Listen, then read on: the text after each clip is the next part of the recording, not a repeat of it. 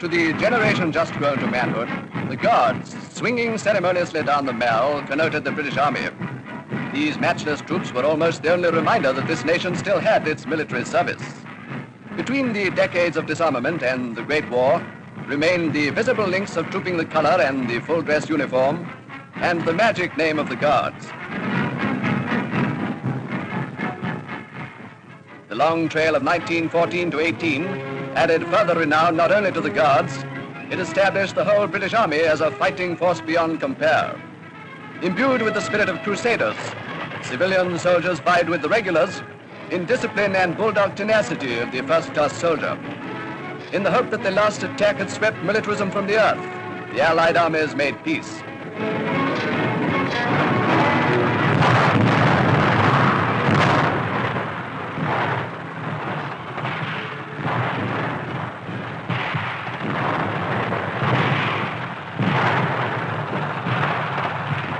London acclaimed as heroes the men who came back from the war to end war.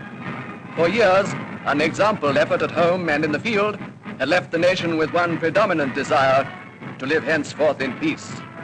Perhaps no one who marched or cheered that day dreamed that 20 years later militarism would be rampant again.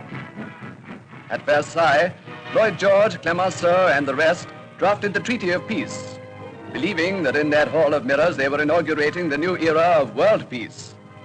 And in the decades of peace that followed, the high spot of the military year was the Aldershot Tattoo.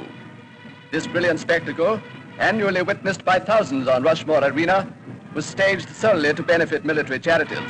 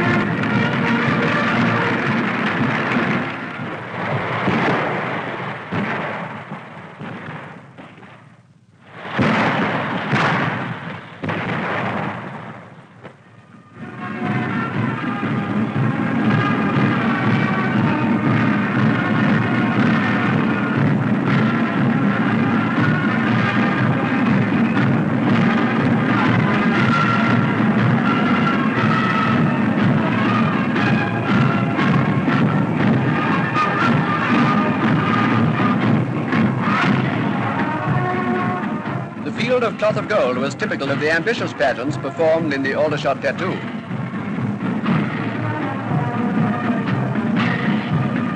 Often when Britain has dwelt admiringly on her illustrious past, she has renewed her glory. While Shakespeare lauded the kings whose deeds were history, Drake and his followers swept the Armada from the seas. So in this age came an awakening. The lion was rising from his too long sleep. At the Ministry of War, a new spirit was evident. An inspired appointment brought Viscount Gort, VC in the last war, to the highest peacetime post in the army. With his chief, Lord Gort planned a recruiting drive. As Britain still clung to the voluntary system, the Central Recruiting Office used high-pressure publicity to attract the right type of men in the right numbers. After a few weeks with the colors, the recruits made excellent soldiers.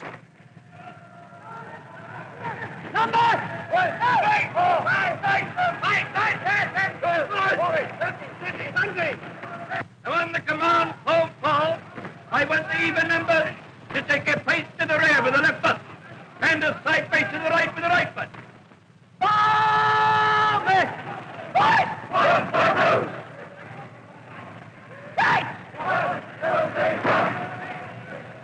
Finally! Break! March!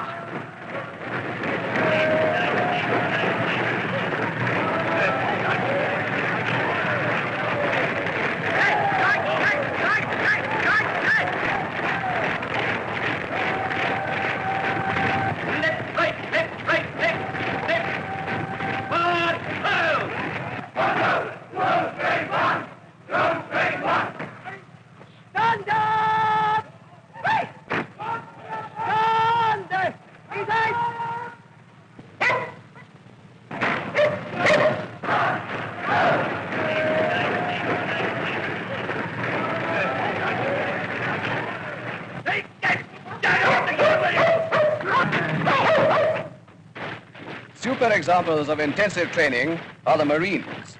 After only 2 months in uniform, these men already move with a precision which 10 years on the square could hardly improve. Such exercises give fighting men that instant, instinctive, unquestioning obedience to orders which makes panic impossible.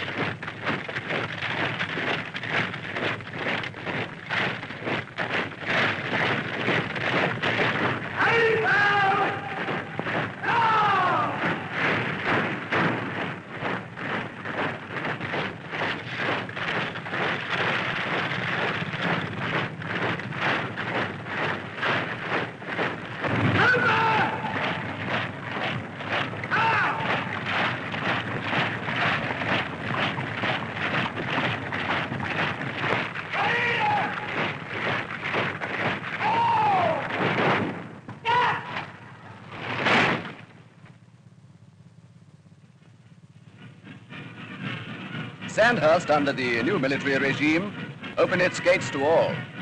This training ground of future officers could now be entered from the lower ranks. Men already serving in the army who could pass the examination were now admitted.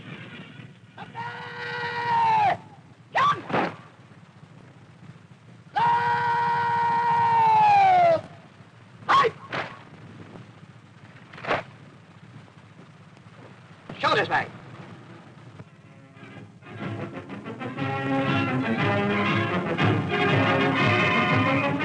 Off parade, Sandhurst cadets wear their own distinctive off-duty dress. Their pillbox caps reminiscent of old photographs of the Victorian volunteers. Cycles are a necessary time saver, where parade ground and lecture rooms are quite a distance apart.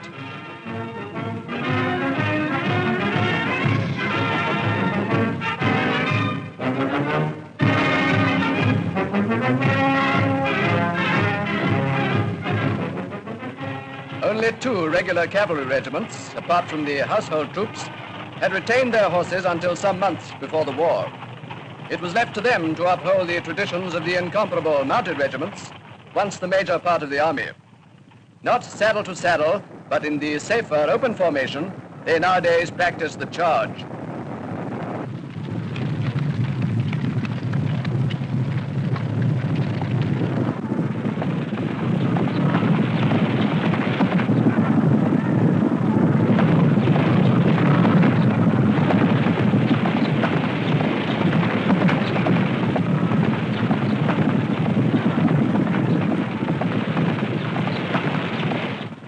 Whether cavalry will or will not play much part in the present war, the real horse lover will welcome the change to mechanization. It spares animals in thousands the fate of adding their blood and entrails to the general carnage. So the nose bag gives place to the petrol tank. Not horses' hoofs, but tank tracks will pound the battlefields. The well-trained horseman is displaced by the lorry driver. And in the headlong charge upon the enemy position, tanks and not cavalry now lead the way.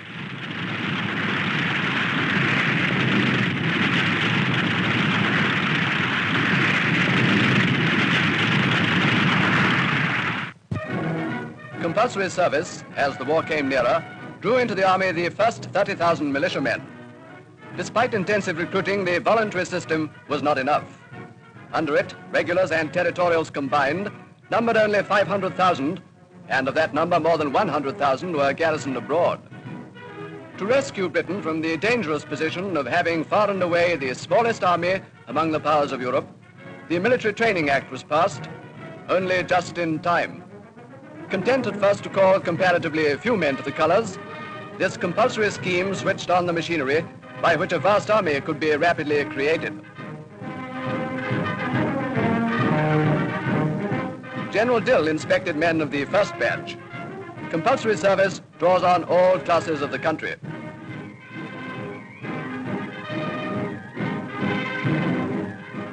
MPs were invited to see the new army equipment. Battle dress dispenses with polished buttons and puttees. The infantryman's large pouches hold ammunition for a Benn gun. Pneumatic spades make light of digging reserve line trenches. The new bayonet is barely half the length of the old type, much more easily fixed and carried. On a tripod, the Bren gun can be turned against aircraft.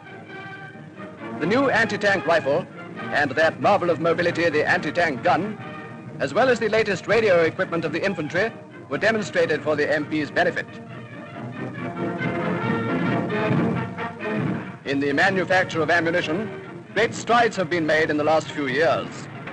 Too high a percentage of the millions of shells fired in the Great War missed their target through minute inaccuracies of weight and size, or because of below standard propellant charges.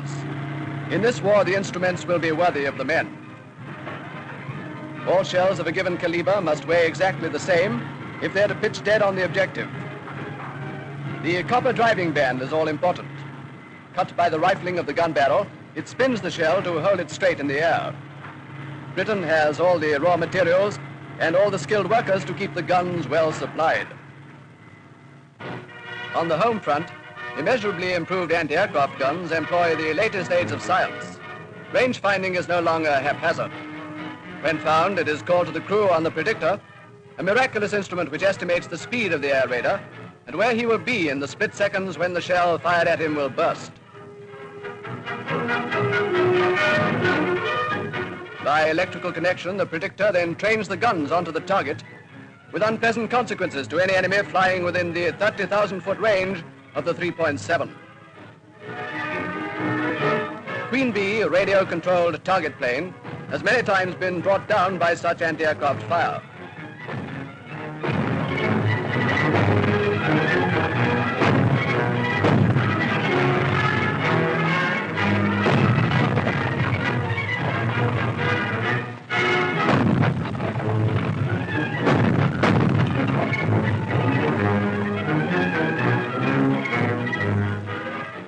In the days of horse artillery, gunners in open warfare rode into action.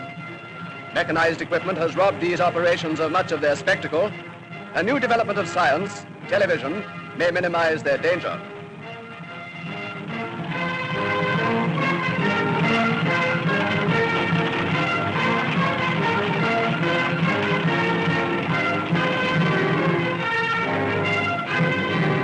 In the line ahead of the guns, artillery must have an observation post to check the accuracy of the firing. For the officer and his telephonist, this is the most dangerous work in the battery, and alarming numbers of officers are hit.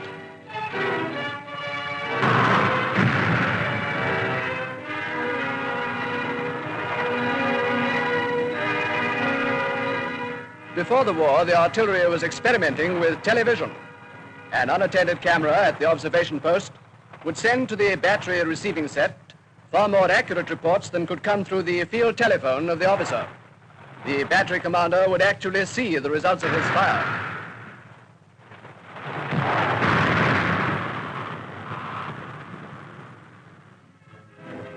Few people of this generation have any conception of modern battle waged with all the resources that science can now bring to the art of war. More even than the machines, the men behind them excite our admiration. Men who know their machines and operate them rapidly, yet almost with the calm precision of troop movements on a barrack square.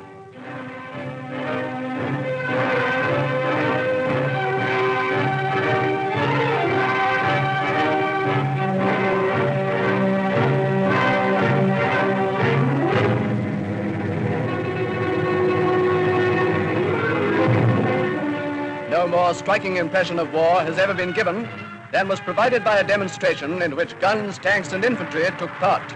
A complete attack was simulated as 0 hour struck.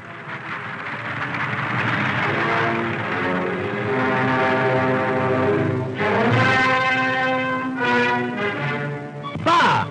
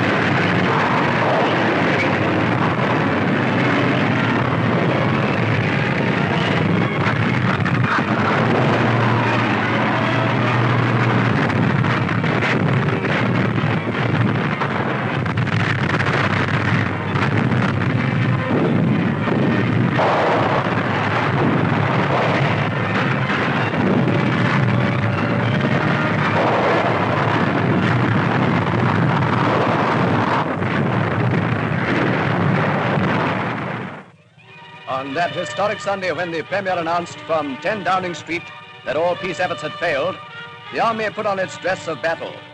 In their homes, the people listened to Mr. Chamberlain's fateful words. This morning, the British ambassador in Berlin handed the German government a final note stating that unless we heard from them by 11 o'clock, that they were prepared at once to withdraw their troops from Poland, a state of war would exist between us. Reservists and territorials were rapidly mobilized. Upon this war, which every compromise and concession had failed to avert, all ranks of the army embarked with quiet determination to win. Completely absent were the jubilation, mob hysteria, jingoism of August 1914. All but the youngest soldiers remembered at least something of the last war. When the first drafts were ordered to France, they marched lightheartedly, yet appreciating that no picnic awaited them on the other side. Every man among them knew the cause for which he was going to fight, knew that only by fighting could any tolerable future life be won.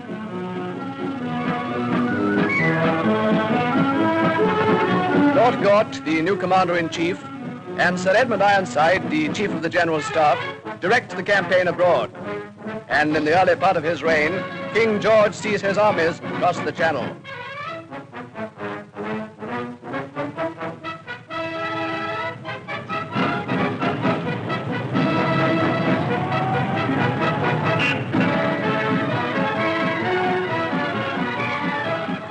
The Tommy Atkins who made a butt of the Kaiser 25 years ago today turns his unfailing humor on another subject.